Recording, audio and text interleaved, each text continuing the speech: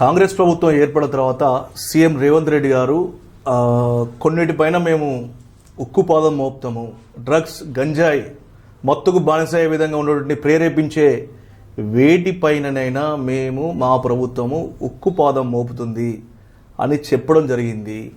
ముఖ్యంగా గ్రామాల్లో యువతను కావచ్చు, లేకపోతే పని చేసుకునే వారిని కావచ్చు, నిత్యం మత్తులో తూగేలా చేస్తున్నటువంటి బెల్ట్ షాపుల పైన మా ప్రభుత్వం ఉక్కుపాదం మోపుతుందని చెప్పినటువంటి ముఖ్యమంత్రి గారి ఆదేశాలను ఎక్సైజ్ శాఖ ఎక్కడ కూడా అమలు చేసినట్టుగా కనపడతలేదు.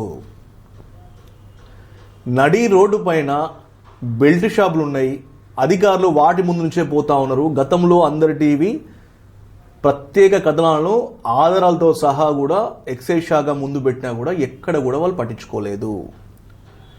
బెల్ట్ షాపులు ఏ మేరకు ఉన్నాయంటే ఆ యొక్క సంబంధించిన గ్రామంలో మెడికల్ స్టోర్ ఉందో లేదో తెలియదు, కానీ బెల్ట్ షాపులు మాత్రం 1 నుంచి 4 బెల్ట్ షాపులు ఉన్నాయి. విచ్చలవిడిగా అధిక ధరలకు మద్యం ప్రియుల జేబులకు చిల్లులు పెట్టే విధంగా కూడా వాళ్ళకు అందుబాటులో ఉన్నా కూడా వాటిపైన ఎక్సైజ్ శాఖ అధికారులు కన్నెత్తి కూడా చూడట్లేదు.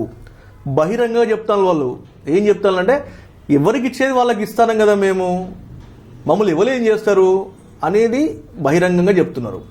ఇంకో పక్క ఆ వైన్స్లు ఏవైతే ఉన్నాయో ఆ వైన్స్లో ఆ బ్రాండ్లు ఉన్నాయి, కానీ బెల్ట్ షాప్లో ఉంటాయి.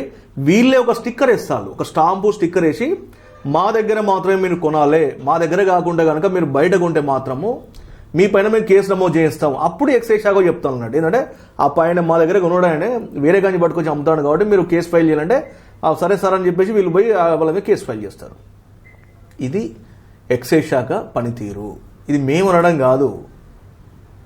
బెల్ట్ షాప్లు ఎవరైతే నడిపిస్తున్నారో వాళ్ళే చెప్తున్నారు. మేము ఎవరికి ఇవ్వాలని పూర్తి ఆధారాలు కూడా మాగానే, వాళ్ళు మాట్లాడిన వీడియోలు కూడా మాగానే ఒక్కొక్కటి తప్పకుండా రిలీజ్ చేస్తాం. నిన్న మనం చూస్తే సూర్యాపేట సంబంధించినటువంటి జిల్లాలో నడి రోడ్డు పైన అక్కడ కాటన్లో పెట్టుకుని ఒక ముసలమ్మ మద్యం అమ్ముతుంది. దాదాపుగా అందరు చూసిళ్ళు. ముఖ్యమంత్రి గారికి కూడా పంపించినాము, ట్విట్టర్లో కూడా ట్వీట్ చేసినాము ఈరోజు. అంటే గత ప్రభుత్వంలో కూడా కొంత అక్కడ ఇక్కడ చాటు మాటుగా బెల్ట్ షాపులు ఉండేది, కానీ ఏకంగా తెలంగాణ రాష్ట్రంలో కాంగ్రెస్ పార్టీ ప్రభుత్వం ఏర్పడిన తర్వాత రోడ్డు పైన పెట్టుకొని మందు అమ్ముకునే స్వేచ్ఛ వచ్చిందని నిన్న నెటిజన్లు ట్రోల్ చేస్తాను. అంటే ఇది మేమంటలేము, అమ్మాలనే ఉద్దేశం కాదు, మేమేదో ఆ యొక్క ప్రభుత్వాన్ని బదనం చేసే ఉద్దేశం అదగడం లేదు. కాంగ్రెస్ ప్రభుత్వము ప్రజలకు దగ్గరయ్యే విధంగా హామీలతో ముందుకు పోతాను, చాలా సంతోషమే.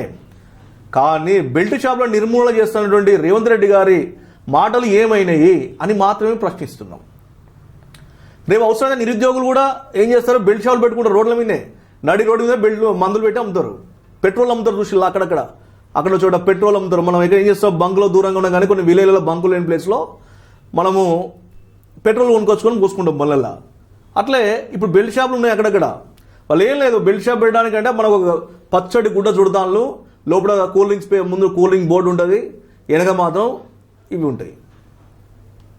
ఎన్ని బెల్ట్ షాపులు పెరిగితే, ఎన్ని బిర్యానీ సెంటర్లు పెరిగితే ఎక్సైజ్ శాఖలో పనిచేసే వాళ్ళకు అంత లాభం అని బహిరంగ చర్చించుకుంటారు. ఇది మీరు కనుక నిజంగా వైన్స్లు ఎట్లాగో అధికారికంగా ఇచ్చిళ్ళు, వైన్స్లకు పర్మిషన్ ఇచ్చిళ్ళు, వాటి కాడ అమ్మించాలనుకుంటే, వాటి దగ్గరకు వచ్చే కొనాలనుకుంటే కొద్దిగా ఆలస్యం అయితే దూరం ఉంటుంది కాబట్టి సరేలే సాయంత్రం చూద్దాం, రేపు పొద్దున చూద్దాం అని చెప్పేసి ఏదో పండగ పబ్బంది అవుతారు వాళ్ళు. బెల్ట్ షాపుల వల్ల చాలా ఇబ్బందులు పడే పరిస్థితి ఉన్నది, ప్రమాదాలు జరుగుతూ ఉన్నాయి.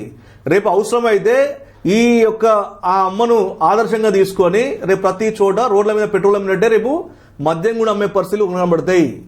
ఇప్పటికైనా ఎక్సైజ్ శాఖ అధికారులు ఎక్కడైనా మామూలు మత్తులో కనుక కొందరిని అంటున్నాం, అందరిని అన్నట్లే ఉంటే బెల్ట్ షాపుల పైన మీరు చర్యలు తీసుకోండి. బెల్ట్ షాపుల పైన మీరు చర్యలు తీసుకోకపోతే మాత్రం ఖచ్చితంగా మహిళలతోటి ఆ ప్రాంతాల్లో ఎక్కడైతే ఇబ్బంది పడుతున్నారో ఆ ప్రాంతంలో మరో పోరాటం అందరి టీవీలో ప్రారంభించడం మాత్రం ఆగదు. కాబట్టి ఇప్పటికైనా బెల్ట్ షాపుల నిర్మూలనకు సీఎం రేవంత్ రెడ్డి గారు కూడా పూర్తి స్థాయిలో చొరవ చూపాలే.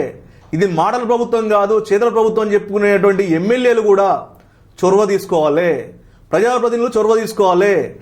మాటికి ఇది మాటల ప్రభుత్వం కాదు, చేతల ప్రభుత్వం అని చెప్తున్నారు కదా, సంతోషం.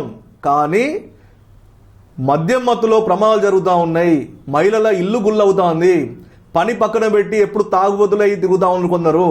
సో వాళ్ళకి అడ్డుకట్టేయాలంటే బెల్ట్ షాపుల పైన పూర్తి స్థాయిలో కూడా నియంత్రణ అవసరం. కాబట్టి ఎమ్మెల్యేలు ఖచ్చితంగా కూడా ఈ యొక్క దృష్టి పెట్టాలి బెల్ట్ షాపుల పైన అని అందరి టీవీ మిమ్మల్ని కోరుకుంటా ఉంది.